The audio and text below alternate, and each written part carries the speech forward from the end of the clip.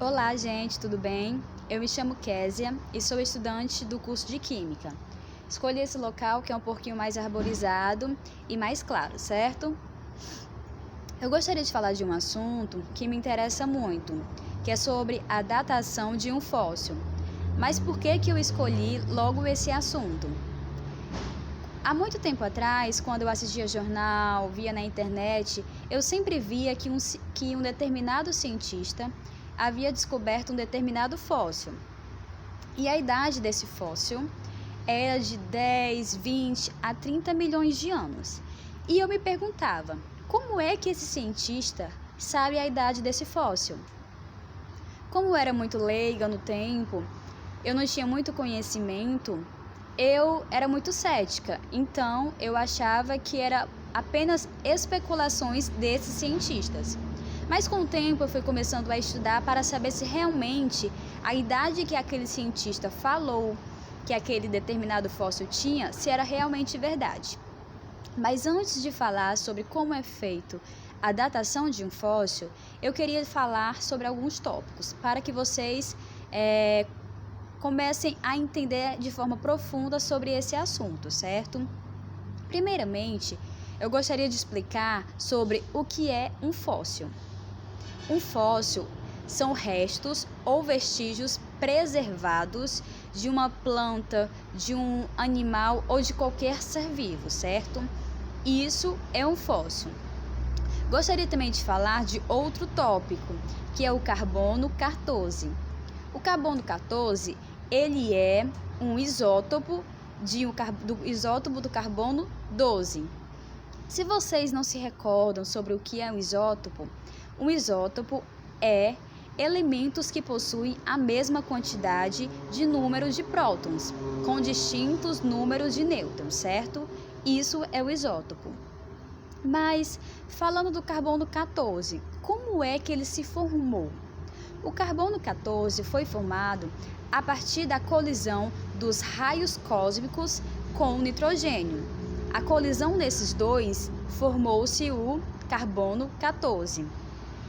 O carbono 14, já presente e formado na atmosfera terrestre, se liga facilmente com o oxigênio, formando o quê?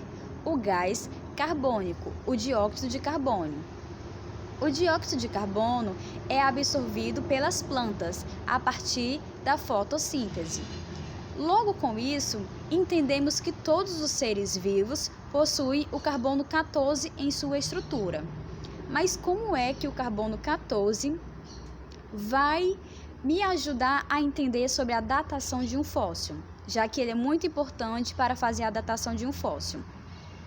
Quando um ser vivo morre, a quantidade de carbono existente na sua estrutura diminui. Logo acontece o quê? O decaimento radioativo. Mas o que é um decaimento radioativo?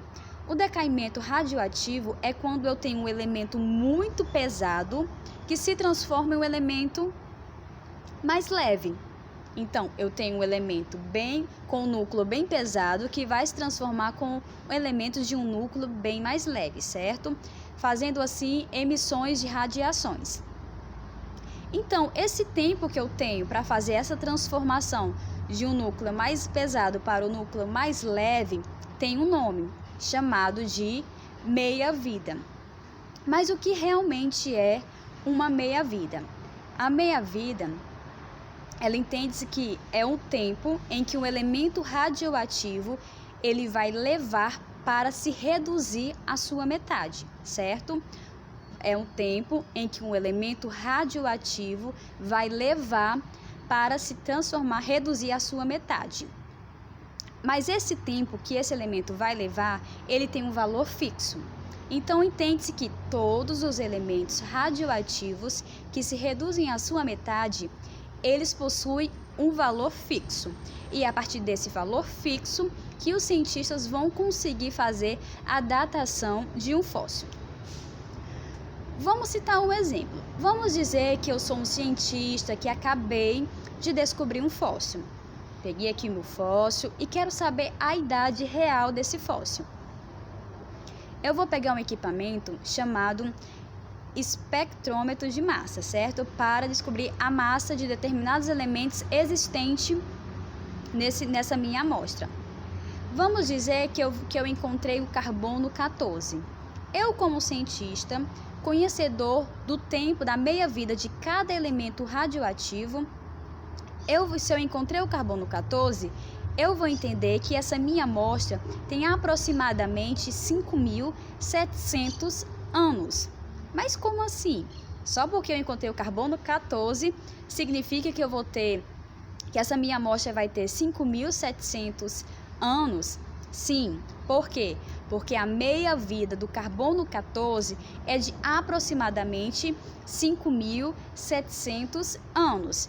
Existem alguns livros que vão dizer 5.740, 5.760, mas é aproximadamente 5.700 anos. Então, quanto menor a quantidade de carbono 14 que eu encontrar na minha amostra, mais velho será a minha amostra, certo? Mas vamos dizer que o cientista está lá estudando sobre essa amostra encontrada desse determinado fóssil e não conseguiu encontrar o carbono 14. Como é que ele vai fazer para datar esse carbono 14? Porque se eu não conseguir encontrar o carbono 14, significa que meu fóssil tem uma idade superior a 5.700 anos, certo? Mas existem alguns outros elementos que favorecem a datação dos fósseis. São isótopos radioativos, certo? Sempre se lembre que serão os isótopos radioativos que vão favorecer a datação dos fósseis. Podem existir o urânio 238, o potássio 40 e o rubídio 87. Existem outros, só irei falar apenas desses 3, tá certo? Vamos dizer que eu encontrei o meu urânio 238. Qual vai ser a idade desse meu fóssil? Nós sabemos que o urânio 238, que é um isótopo radioativo, ele tem uma meia-vida de 4,47 bilhões de anos. O meu potássio 40, ele tem uma meia-vida de aproximadamente 1,3 bilhões de anos. E o meu rubídio 87 tem aproximadamente 4,5 bilhões de anos. O que é que significa isso? Então, esses valores significa que se eu encontrei o urânio 238 na minha amostra, significa que o urânio 238 levou de 4.047 bilhões para se reduzir à sua metade. Então, se tem urânio nessa minha amostra, a minha amostra tem aproximadamente 4, bilhões de anos. E assim vale para tanto o potássio como o rubídio. Tem o urânio também 235, certo? Tem 700 a 3 milhões de anos. Mas assim, vai depender da amostra que eu encontrar. Eu vou atrás do meu carbono 14, não encontrei, já suponho que ele é um pouquinho mais velho, tem uma idade maior do que 5.700 anos. Se eu encontrei o meu urânio, tem aproximadamente 4,47 bilhões de anos. Então, gente, é dessa forma que é feita a datação de um fóssil, certo? Revisando, expliquei sobre o que é um fóssil, que o fóssil são restos ou vestígios preservadas, tem que estar preservadas, certo? Que são restos ou vestígios preservados de plantas, animais ou seres vivos. E qualquer ser vivo é considerado um fóssil. Isso, é claro, tem que ter preservado. Falei também sobre o carbono 14, que é formado a partir da colisão dos raios cósmicos com o nitrogênio. Todos esses presentes na atmosfera. Fazendo essa colisão, irá se criar o meu carbono 14, o meu isótopo do carbono 12, certo? E a partir daí, o meu carbono 14, existente na minha atmosfera, ele irá se ligar facilmente com o meu oxigênio, formando o que? O gás carbônico. Esse gás carbônico é absorvido pelas plantas a partir da fotossíntese. Então, logo, todos os seres vivos possuem carbono 14 em sua estrutura.